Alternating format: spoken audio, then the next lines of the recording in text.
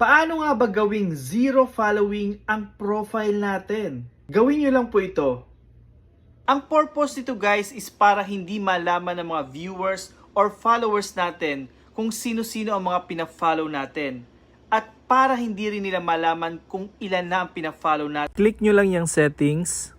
And then from audience and visibility, hanapin lang ang followers and public content. I-click lang natin yan.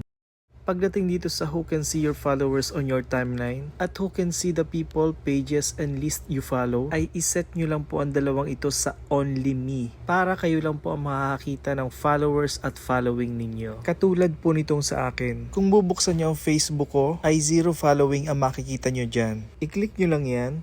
Kung mapapansin niyo ay empty ang followers ko at empty rin ang following ko. Hindi makikita ng mga taong bibisita sa account ko ang followers at following ko or even friends ko.